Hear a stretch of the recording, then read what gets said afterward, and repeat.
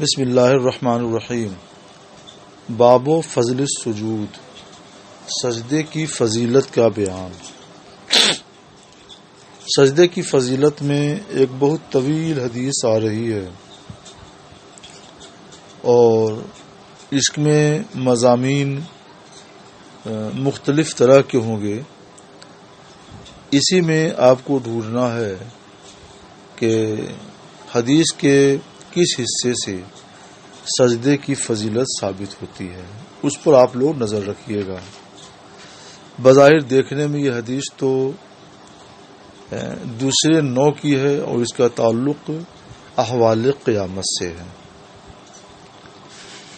ابو ہریرہ یہ ہیں عطا بن یزید، سعید بن مسیب اور عطا بن یزید لیثی، دونوں کا بیان ہے کہ ابو ہریرہ رضی اللہ تعالیٰ نے ان دونوں کو بتایا کہ ان الناس قالوا، کہ لوگوں نے یعنی صحابہ نے عرض کی یا رسول اللہ هل نرى ربنا یوم القیامہ، کیا ہم لوگ قیامت کے دن اپنے رب کا دیدار کریں گے؟ تو جواب تو اس کا یہی تھا کہ ہاں دیدار کریں گے، مگر دیدار کئی طرح سے ہوتا ہے۔ ایک دیدار یہ ہے کہ ایک آدمی دوسرے آدمی کو آمنے سامنے دیکھتا ہے، اس کا سب کچھ دیکھتا ہے، چہرہ، خط و خال سب کچھ نظر آتا ہے۔ دوسری یہ کہ چمکتا ہوا سورج بھی آدمی دیکھتا ہے تو یہ سمجھتا ہے کہ وہ سورج کو دیکھ رہا ہے، حالانکہ سورج کی جو ٹکیا ہے وہ اس پر اس کی نظر نہیں جم پاتی ہے۔ 14ویں رات کا چاند بھی آدمی دیکھتا ہے تو یہی کہتا ہے کہ وہ 14ویں کا چاند دیکھ رہا ہے، حالانکہ وہ چاند کو نہیں دیکھتا ہے بلکہ چاند سے جو تیز شعاعیں نکلتی ہیں ان شعاؤں کو دیکھتا ہے اور یقین کرتا ہے کہ یہی چاند ہے، اس میں اس کو کوئی شبہ نہیں ہوتا۔ تو یہ دیکھنا کئی طرح کا ہوتا ہے کہ ایک تو آمنے سامنے جو مادی چیزیں ہیں اور جن میں کوئی روشنی نہیں ہے ان کو دیکھا جاتا ہے، ان کو دیکھنے کی کیفیت اور ہے۔ 14ویں کے چاند اور چمکتے ہوئے دوپہر کے سورج کو دیکھنے کی کیفیت کچھ اور ہے، مگر دیکھنا ہر جگہ عین شے کا ہی مانا جاتا ہے اور اس میں کوئی شک نہیں سمجھا جاتا۔ تو سرکار علیہ الصلوۃ والسلام نے جب کوئی بات ایسی صحابہ کرام پیش کرتے جو عالم محسوسات سے نہ ہوتی تو سمجھ سے قریب کرنے کے لیے حضور صلی اللہ تعالی علیہ وسلم محسوسات کی مثال پیش کرتے تھے تاکہ اس مثال محسوس کے روشنی میں غیر محسوس کو سمجھنے میں آسانی ہو۔ یہ مطلب نہیں ہوتا ہے کہ مثال ممثل لہو کے عین مطابق ہے، بلکہ یہ تقریب فہم کے لیے ہوتا ہے۔ وہی بات یہاں بھی ہے، اس تمہید کو ذہن میں رکھ کر ترجمہ کیجیے۔ جب صحابہ نے پوچھا حضور یا رسول اللہ کیا ہم لوگ قیامت دن اپنے رب کا دیدار کریں گے؟ تو سرکار نے پوچھا پہلے تم لوگ یہ بتاؤ هل تمارون فی القمر لیلۃ البدر لیس دونہ سحاب، 14ویں شب کا چاند جس کی ارد گرد بدلی نہ ہو، اس کے بارے میں تم کوئی شک کرتے ہو کہ یہ چاند نہیں ہے؟ جب تم 14ویں رات کا چاند دیکھتے ہو اور اس ارد گرد بدلی نہ ہو تو کیا تمہیں شک ہوتا ہے کہ یہ چاند نہیں ہے، تم چاند کو نہیں دیکھ رہے ہو؟ کوئی شبہ اس میں ہوتا ہے؟ تو عرض کیا صحابہ نے نہیں یا رسول اللہ ہمیں تو اس میں کوئی شک نہیں ہوتا ہے۔ تو تو رسول اللہ صلی اللہ تعالی علیہ وسلم نے فرمایا فہل تمارون فی الشمس، دوسرا سوال کیا کیا تم لوگ سورج کے ارد گرد جب بدلی نہ ہو تو اس کے دیکھنے میں تم کوئی شبہ محسوس کرتے ہو کہ ہو سکتا ہے یہ سورج نہ ہو کچھ اور ہو؟ صحابہ نے عرض کی نہیں، بلکہ ہم کو یقین ہوتا ہے کہ ہم سورج کو ہی دیکھ رہے ہیں۔ تب حضور صلی اللہ علیہ وسلم نے فرمایا فَإِنَّهُمْ تَرَوْنَهُ كَذَلِكَ، تم لوگ ایسے ہی اپنے رب کا دیدار بھی کرو گے. یہ کذالکا کہا گیا.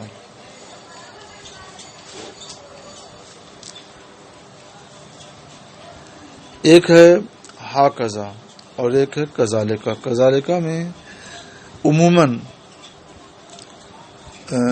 معنوی مطابقت جب ہوتی ہے تو یا مشابہت ہوتی ہے، معنوی مشابہت یا مطابقت، تو اس کے لیے کذالکا کا لفظ لایا جاتا ہے. تو یہاں وہی بات ہے.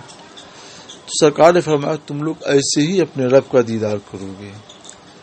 یعنی تم یہ تو نہیں ہوگا کہ اللہ تعالیٰ کی عین ذات کو دیکھو، مگر ایک نور پھوٹ رہا ہوگا، اس نور کی خوبصورتی عجب ہوگی، دیکھ کر کے تمہارا دل مست ہو جائے گا، آنکھیں دیکھتی رہ جائیں گی. ایسا حسن و جمال، ایسا نور تم نے کبھی نہیں دیکھا ہوگا، اور تمہیں یقین ہوگا کہ تم اپنے رب کو ہی دیکھ رہے ہو. جیسے تمہیں یقین ہوتا ہے کہ دوپہر کا چمکتا ہوا سورج دیکھ رہے ہو، 14ویں شب کا چاند دیکھ رہے ہو، ایسے تمہیں یقین ہوگا کہ تم اپنے رب کو دیکھ رہے ہو. رب بھی نور ہے، نورانی ہے، نور والا ہے. تو جب وہ نور ہے، نورانی ہے، تو نور ہی نظر آئے گا نا. پھر یحشر الناس سے جملہ مستأنفہ شروع ہوتا ہے. قیامت دن لوگ جمع کیے جائیں گے. تو اب یہاں سرکار صلی اللہ علیہ وسلم نے واقعہ بیان کرنا شروع کر دیا. نیا واقعہ. قیامت دن لوگ جمع کیے جائیں گے تو اللہ تعالیٰ فرمائے گا کہ من کانا یعبد شیئن، جو جس کی عبادت کرتا تھا فلیتبعہ، وہ اس کے پیچھے چلا جائے، وہ اس کے پیچھے پیچھے چلا جائے. تو جو لوگ سورج کی پوجا کرتے تھے وہ سورج کے ساتھ چلے جائیں گے، جو لوگ چاند کی پوجا کرتے تھے وہ لوگ چاند کے ساتھ چلے جائیں گے، جو لوگ طواغیت، طاغوت کی جمع ہے، مراد سرکش، اور جو لوگ سرکش شیاطین وغیرہ کی پوجا کرتے تھے وہ ان کے ساتھ چلے جائیں گے. وَيَبْقَى هَٰذِهِ الْأُمَّةُ، یہ امت باقی رہ جائے گی، کیونکہ یہ امت تو صرف اپنے رب کی پرستش کرتی ہے. فیہا منافقوہا، اس امت میں منافقین بھی ہوں گے جو زبان سے کلمہ پڑھتے ہیں اور دل میں اس کے خلاف عقیدہ رکھتے ہیں. تو اللہ تعالیٰ ان کے پاس آئے گا، مراد ہے اللہ ظاہر ہوگا، اللہ ان کے سامنے ظاہر ہوگا. فیقول، اور فرمائے گا انا ربکم، میں ہوں تمہارا رب. تب یہ لوگ کہیں گے، یہ اللہ تعالیٰ کو ایسے حال میں دیکھیں گے کہ ان کو یقین ہوگا کہ اللہ نہیں ہے. تو جس صورت میں اپنے رب کو پہچانتے ہوں گے اس صورت کے علاوہ اللہ ان کے سامنے ظاہر ہوگا اور کہے گا کہ میں ہوں تمہارا رب، تم لوگ ہمارے ساتھ آؤ. تو یہ کہیں گے ھذا مکاننا، ہم اسی جگہ، یہ ہے ہماری جگہ، یعنی ہم اسی جگہ رہیں گے یہاں تک کہ ہمارے پاس ہمارا رب آئے، یعنی ہمارا رب ظاہر ہو. فَإِذَا جَاءَ رَبُّنَا، ہمارا رب آئے گا تو ہم اسے پہچان لیں گے.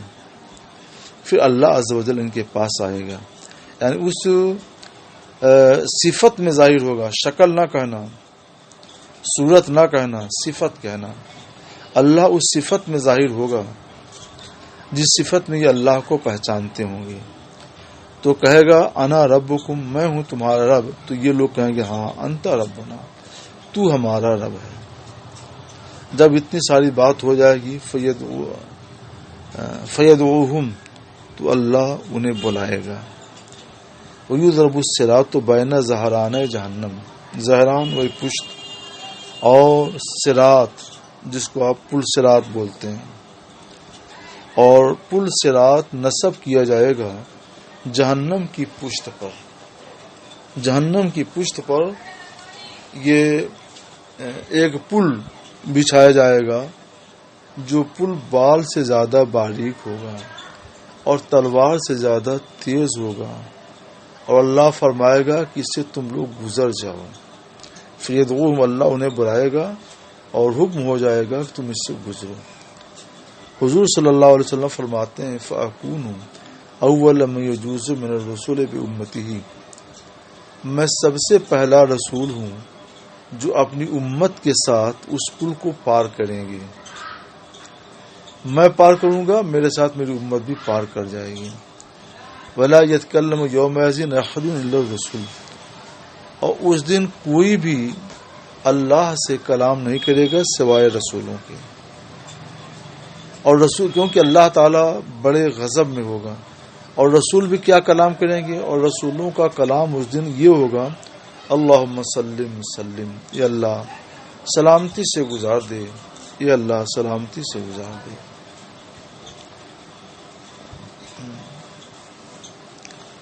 وفی جہنم کلالیب، یا اللہ مثل شوک الصعدان، شوکہ الشوکۃ کانٹا، اور شوکہ اس کی گویا اس کی جمع ہے کانٹے. کلالیب یہ کلوب کی جمع ہے. کلوب کہتے ہیں لوہے کی سلاخ جو اوپر سے مڑ کر نیچے کی طرف آ گئی ہو، جس میں گوشت وغیرہ پھنسا کر لٹکا کر کے بھونتے ہیں یا لٹکاتے ہیں. سعدان یہ ایک قسم کا کانٹا ہے جو جنگلوں میں ہوتا ہے. ہم نے بھی اس کانٹے کو دیکھا ہے، جنگلی کانٹے کو. اس کو ہمارے ہاں نک فینی بولتے ہیں، نک فینی. اس میں ہر طرف جدھر دیکھو کانٹے ہی کانٹے رہتے ہیں، اور وہ کانٹے بھی بہت تیز ہوتے ہیں. لفظ تشریح کے بعد ترجمہ سنو. اور جہنم میں لوہے کی اوپر سے مڑی ہوئی سلاخیں ہوں گی جو گوشت کو پکڑ لیں، اور پکڑ لیں پھر چھوڑے گی نہیں. سادان کے کانٹوں کے طرح سے، جیسے سادان کے کانٹے ہوتے ہیں اس طرح سے. کیا تم لوگوں نے سادان کے کانٹے دیکھے ہیں؟ صحابہ نے عرض کی ہاں دیکھا تو ہے. قال، تو سرکار نے فرمایا کہ وہ سلاخیں سادان کے کانٹوں کی طرح ہوں گی، سوائے اس کے کہ لا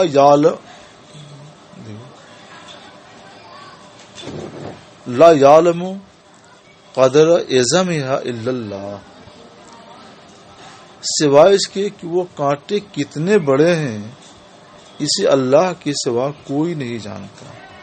یعنی وہ کانٹے بہت بڑے بڑے ہوں گے، مگر وہ اوپر سے مڑے ہوئے ہوں گے، مڑ کے نیچے آئیں گے اور خوفناک ڈراونے ہوں گے. تخطف الناس باعمالہم، یہ لوگوں کو اچک لیں گے ان کے اعمال کے لحاظ سے. جب لوگ پل صراط سے گزریں گے اور جہنم میں یہ کلالیب ہوں گے، لوہے کی سلاخیں ہوں گی، تو جو برے عمل والے ہوں گے تو یہ کلالیب آٹومیٹک طور پر ان کے بدن میں دھنسیں گے، ان کو نیچے کھینچ لے جائیں گے. اور نیچے مطلب نیچے جہنم ہے. فمنہم، اب یہ جن کے اعمال کی وجہ سے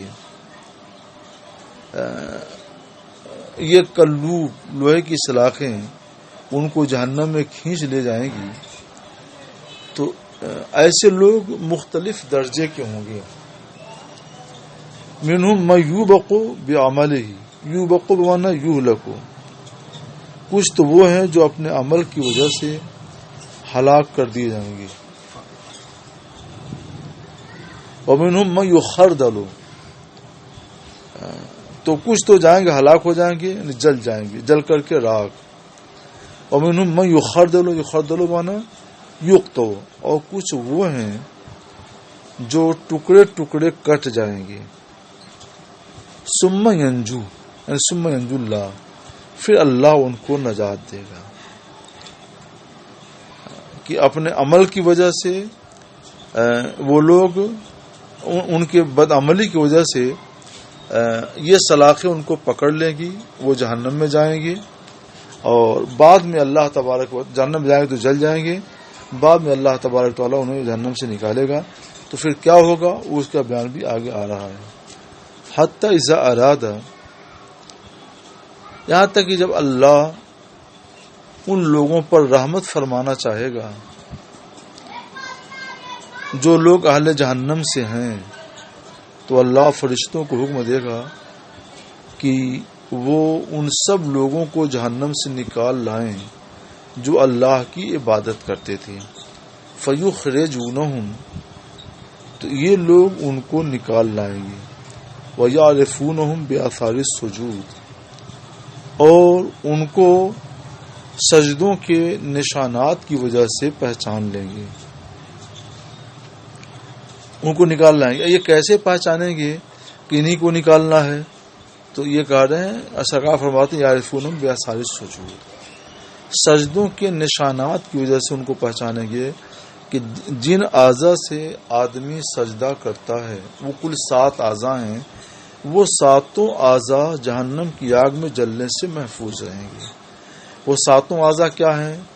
پیشانی ہے ناک تک، یہ اعضائے سجود میں سے ہیں.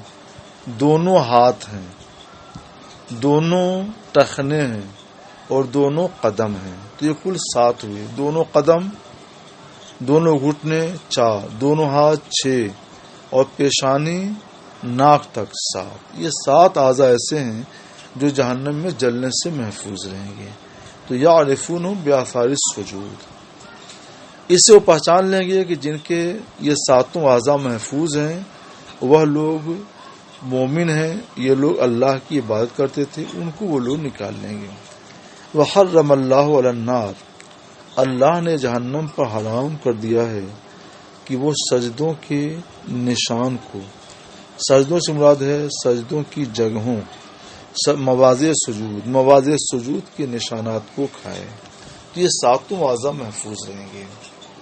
فیخرجون من النار، اب یہ لوگ جہنم سے نکالے جائیں گے.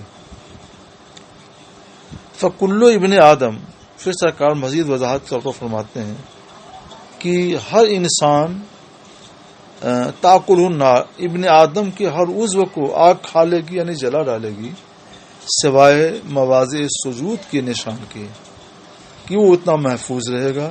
اسی سے پہچانا جائے گا کہ یہ لوگ اللہ کی پرستش کرتے تھے. یہ جو 2 سطر کی حدیث ہے کہ یعرفونہم بآثار السجود وحرم اللہ علی النار ان تاکل اثر السجود فیخرجون من النار فکل ابن آدم تاکلہ النار الا اثر السجود فیخرجون من النار. تو یہ چیز، یہ اتنی حدیث کا ٹکڑا جو ہے سجدے کی فضیلت کو بتاتا ہے کہ سجدہ اللہ کا سجدہ یہ وہ عظیم چیز ہے کہ آگ، جہنم کی آگ اس کو جلانے پر قادر نہیں ہوگی. اس کے بعد کیا ہوگا؟ فیخرجون من النار، یہ لوگ جہنم سے نکالے جائیں گے. قدیم تحشو یعنی قدی ترقو، یہ لوگ جہنم سے صاحب نکالے جائیں گے کہ یہ پورا جل چکے ہوں گے، جل کر ہلاک ہو چکے ہوں گے، مر چکے ہوں گے. پھر سب علیہ ماء الحیات، ان کے اوپر آب حیات ڈالا جائے گا. جہنم سے نکال کر باہر لائیں گے اور آب حیات ڈالا جائے گا. فیم بتون، اور ایک حدیث پاک میں ہے کہ آب حیات کی نہر میں ان کو ڈال دیا جائے گا. تو تیزی کے ساتھ اب یہ زندہ ہو جائیں گے، ان کے بدن پر تیزی کے ساتھ گوشت پوشت چڑھنا شروع ہو جائے گا. تو کما تنبت الحبۃ فی حمل السیل، حبہ کہتے ہیں بیج کو. جنگل میں جو بیج کے دانے پائے جاتے ہیں وہ وائرس وغیرہ سے محفوظ ہوتے ہیں اور ان کو بویا جائے تو بہت تیز بڑھتے ہیں. تو وہ اس کو حبہ کہتے ہیں. حمیل محمول کے معنی میں، سیل سیلاب جو مٹی کوڑا کرکٹ وغیرہ لاتی ہے اس کو حمیل کہتے ہیں. اس مٹی میں کھاد بہت اچھی رہتی ہے، تو اس مٹی میں جو دانہ بویا جائے تو بڑی تیزی کے ساتھ اگتا ہے. تو ایک تو جنگلی دانہ اور دوسرا سیلاب کی لائی ہوئی مٹی میں، تو بہت تیزی کے ساتھ وہ بڑھتا ہے. سرکار فرماتے فیم بتون، یہ لوگ ایسا اگیں گے جیسے کہ سیلاب کی لائی ہوئی مٹی میں بیج کا دانہ اگتا ہے، یعنی بڑی تیزی کے ساتھ وہ اگتا جائے گا، صبح شام بڑھتا جائے گا. صبح کو دیکھو تو اتنا بڑا ہے، شام ہوتے ہوتے اور بڑا ہو گیا، صبح ہوتے ہوتے بہت بڑا ہو گیا، دوپہر ہوتے ہوتے اور بڑا ہو گیا، اور 10 دن میں پورا پودا تیار ہو جاتا ہے. مگر سرکار علیہ الصلوۃ والسلام نے تیزی کو بتانے کے لیے یہ مثال دی. میں نے ابھی عرض کیا تھا کہ غیر محسوس چیزوں کو سمجھانے کے لیے سرکار علیہ الصلوۃ والسلام جو مثالیں محسوس ہو سکتی تھی اس کو پیش فرماتے تھے. تو اس وقت مثال محسوس یہی تھی، اس لیے سرکار نے اس کو سمجھایا. تو یہ کنایا ہے سرعت سے، سرعت وجود سے، سرعت نمو سے، کہ تیزی کے ساتھ ان کے بدن پر گوشت پوش چڑھے گا، ورنہ وہ بہت جلدی گوشت پوش تیار ہو کر کے تازہ ہو کر تیار ہو جائیں گے، اس سے بھی تیز. ثم یفرغ اللہ من القضاء بین العباد، پھر اللہ تعالی بندوں کے درمیان فیصلہ کر کے فارغ ہو جائے گا، یعنی سارا فیصلہ کر دے گا. جب سب کا فیصلہ ہو جائے گا، اب ایک بڑی دل پذیر حدیث آ رہی ہے، تو جنت اور جہنم کے درمیان ایک آدمی باقی رہ جائے گا. یہ آخری جہنمی ہے، دخولاً الجنت، جو جنت میں داخل ہوگا. سرکار کی ایک حدیث میں ہے کہ میں آخری جہنمی کو جانتا ہوں جو سب سے آخر میں جنت میں داخل ہوگا، وہ یہی ہے. مقبلم بوجہ قبل النار، وہ جہنم کی طرف اپنا منہ کیے ہوئے ہوگا. جب اللہ تعالیٰ سب کا فیصلہ کر دے گا اور بس یہ باقی رہ جائے گا، اس کا چہرہ جہنم کی طرف ہوگا، یہ آخری جہنمی ہے. تو کہے گا اے پروردگار اصرف وجہی عن النار، میرے چہرے کو جہنم سے پھیر دے. فقد قشبنی ریحھا، ریح کے معنی بدبو، قشبنی آزانی، کیونکہ اس کی بدبو نے مجھے بہت تکلیف پہنچا دی، اس کی بدبو سے مجھے بہت تکلیف ہو رہی ہے. واحرقنی ذکاؤھا، ذکا کے معنی تپش، شعلے، اور اس کے شعلوں نے اور اس کی تپش نے مجھے جلا ڈالا. تو میرا چہرہ پروردگار جہنم کے بجائے دوسری طرف کر دے. تو اللہ فرمائے گا حل عصیت کن فعل ذالک بکا، کیا یہ قریب ہے کہ اگر تمہارے ساتھ یہ سلوک کر دیا جائے تو تم ان تسأل غیر ذالک، تو تم اس کی ثواب ہی مانگو گے؟ تو کہے گا اللہ نہیں پروردگار، تیری عزت و جلال کی قسم، اتنا احسان ہو جائے تو میرے لیے بہت ہے. تو اللہ عز و جل جو عہد و پیمان چاہے گا وہ سارے عہد و پیمان دے دے گا کہ میں سارا عہد کرتا ہوں، پیمان کرتا ہوں کہ میں تجھ سے اب کچھ نہیں مانگوں گا، بس جہنم طرف میرا چہرہ پھیر دے. تو اللہ تعالیٰ اس کے چہرے کو جہنم سے پھیر دے گا. فیضا اقبال بہ الجنہ، جب وہ جنت کی طرف چہرہ کرے گا اور جنت کی بہجت تازگی اور جنت کی تر و تازگی دیکھے گا، تو اللہ جب تک چاہے گا وہ سکتے میں پڑا رہے گا. وہ سوچے یہ کیا میں دیکھ رہا ہوں، ایسی بہجت، ایسا سرور، ایسی رونق تو میں نے کبھی دیکھی نہیں. پھر عرض کرے گا پروردگار قدمنی عند باب الجنہ، ذرا مجھ کو جنت کے دروازے قریب کر دے. تو اللہ تعالیٰ اس سے فرمائے گا کیا تم نے یہ عہد اور پیمان نہیں دیے تھے کہ تم اس کے سوا نہیں سوال کرو گے، جو تم سوال کر چکے اس کے سوا سوال نہیں کرو گے؟ تو کہے گا پروردگار بات تو ٹھیک ہے، لا اکون اشقى خلقک، پروردگار میں یہ دعا اس لیے کر رہا ہوں کہ میں تیری مخلوق میں سب سے زیادہ شقی نہ ہو جاؤں. فیقول، تو وہ کہے گا فما عصیت ان اوتیت لک ذالک، ان اوتیت لک فما عصیت، تو قریب ہے کہ اگر میں تجھے یہ بھی عطا کر دوں، تو کیا قریب ہے کہ اگر میں تجھے یہ بھی عطا کر دوں تم اس کے علاوہ سوال نہیں کرو گے؟ تو کہے گا نہیں، تیری عزت و جلال کی قسم اب اس کے سوا کوئی سوال نہیں کروں گا. تو اللہ عز و جل جو بھی عہد و پیمان اسی لیے چاہے گا کرے گا، اور اس کے بعد اس کو جنت دروازے سے قریب کر دے گا.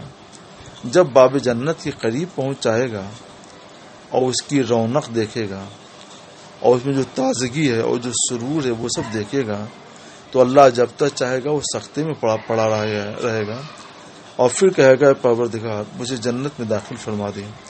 تو اللہ عز و جل کہے گا وَيْحَكَ يَا ابْنَ آدم، یہ ابن آدم تیرا بھلا ہو ما اغدرہ کا، تو کتنا بے وفا ہے، تو کتنا حد شکن ہے، کیا تم نے یہ عہد اور پیمان نہیں کیے تھے کہ تمہیں جو کچھ دیا جا چکا اس کے سوا کوئی سوال نہیں کرے گا؟ تو کہے گا پروردگار لا تجعلنی اشقی خلق کا، اپنی مخلوق میں تو سب سے زیادہ شقی اور بدبخت مجھے نہ بنا۔ اس لیے میں یہ عرض کر رہا ہوں فیضحک اللہ، تو اللہ تعالیٰ اس پر ضحک فرمائے گا۔ اس کا معنی تو ہنسنے کا ہے، اللہ کی طرف ہنسنے کی نسبت نہیں کی جاتی ہے، تو مراد یہ ہے کہ اللہ تعالیٰ اس سے خوش ہو جائے گا۔ ضحک فرمانا یہ کنایہ خوش ہونے سے۔ ثم یاذن لہ، پھر اللہ تعالیٰ سے جنت میں داخل ہونے کی اجازت دے گا اور فرمائے گا تمنا، جو تمنا اس کا مفعول بھی محذوف ہے، تو اس کا مطلب کیا ہوا، جو چاہو آرزو کر لو، تب وہ آرزو کرے گا اور بہت کچھ آرزو کرے گا، حتی اذن قطع منیتہ، یہاں تک جب اس کی ساری آرزویں ختم ہو جائیں گی، یعنی وہ آرزو کرے پروردگار ہم کو اس میں جنت میں یہ بھی دے دے اور وہ بھی دے دے اور ایسا ہو ایسا ہو ویسا ہو، وہ جو کچھ اس کے جی میں آئے گا سب کہے گا اور سب اللہ پورا کر دے گا۔ جب اس کی ساری آرزویں ختم ہو جائیں گی تب اللہ عز و جل فرمائے گا زد من کذا و کذا، تو ارے یہ بھی تو مانگ لو، اضافی طور پر زیادہ کر لو، یہ بھی اور یہ بھی، یعنی اللہ یاد دلائے گا تم نے یہ نہیں مانگا ہے تو اب یہ بھی چیز مانگ لو اور وہ بھی چیز مانگ لو اور وہ بھی چیز مانگ لو۔ تو اقبل یذکر رب، اللہ عز و جل اس کو یاد دلانے لگے گا، حتی اذا انتہت بہ الامانی، امانی امنیہ کی جمع ہے، یہاں تک جب اس کی ساری آرزویں ختم ہو جائیں گی تو اللہ تعالیٰ فرمائے گا لکا ذالک، تیرے لیے یہ سب ہے، اور مثلہ ما، اور اسی کی ایک گناہ اس کے ساتھ اور بھی ہے۔ سبحان اللہ، سب اللہ تعالیٰ کا کرم ہے۔ ابو سعید خدری کہتے ہیں نے ابو ہریرہ رضی اللہ تعالیٰ سے پوچھا کہ رسول اللہ صلی اللہ تعالی وسلم نے فرمایا کہ اللہ عز و جل نے فرمایا کہ لکا ذالک و عشرۃ امثالہ، کہ اللہ تعالیٰ نے یہ فرمایا کہ تیرے لیے یہ بھی ہے اور اس کے 10 گنا اور، مسلم شریف میں بھی یہی حدیث ہے، اس کے 10 گنا اور۔